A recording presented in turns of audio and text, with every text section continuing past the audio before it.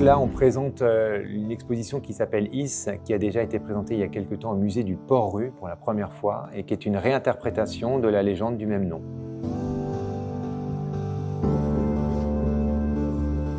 Bonjour, donc je suis Benjamin Deroche, photographe.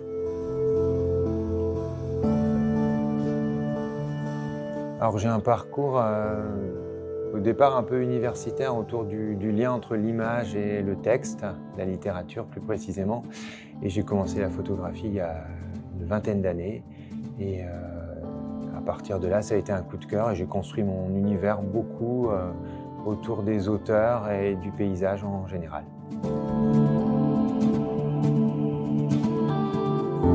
Avec la commissaire Emmanuelle Asquette, on avait déjà produit une exposition autour d'une légende pré-chrétienne qui s'appelle le Loup Vert et qu'on avait présentée à l'abbaye de Jumièges en 2020. Et suite à cette exposition, moi je m'intéressais en Bretagne à la figure de Guénolé et qui fait aussi partie de la ville d'Is. Et Emmanuelle Asquette m'a proposé de travailler, de réfléchir autour de cette légende. Et puis voilà, c'est un peu la genèse de ce parcours et de ce travail.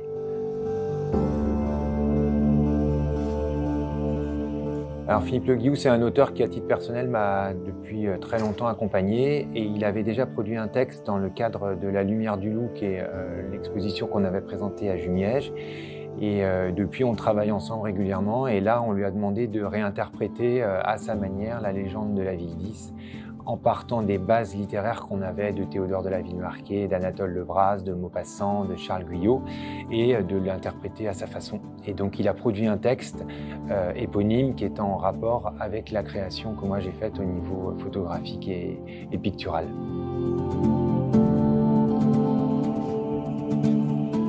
L'exposition elle a été organisée par la commissaire Emmanuelle Asquette en lien avec les textes qui ont été produits par Philippe Le Guillou.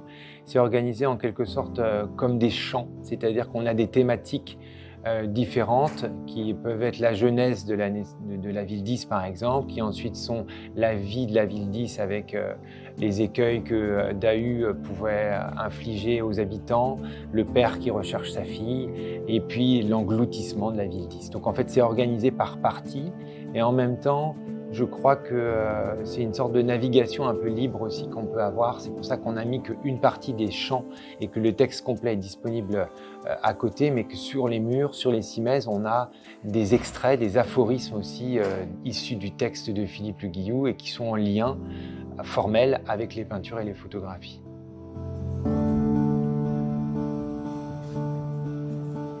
En fait, je documente finalement la légende à travers la photographie, donc souvent c'est très précis parce qu'on a un rapport au réel qui est immédiat.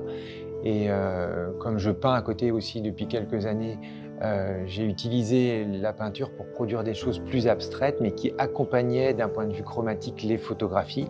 Et ça a permis d'amener aussi un peu de douceur et de féerie en plus des photographies parce que ça me permet de quitter aussi le champ du paysage et de l'enregistrement du réel pour tomber dans quelque chose de parfois presque plus symbolique. Donc le lien entre les deux, qui a été bien organisé d'ailleurs par la commissaire, m'a permis de faire vivre finalement ces deux approches-là et de construire la série à ma manière.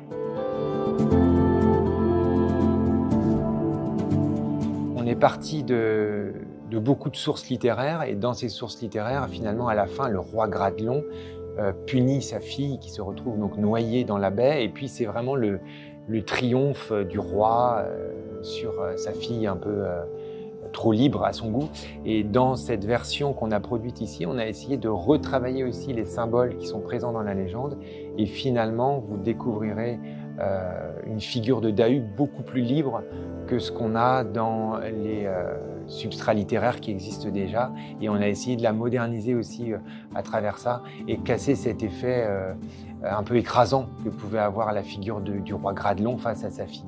Voilà, donc c'est aussi une manière pour moi en tant qu'artiste de faire un pas de côté par rapport à la légende tout en maintenant l'ensemble des éléments symboliques nécessaires à la construction de son interprétation.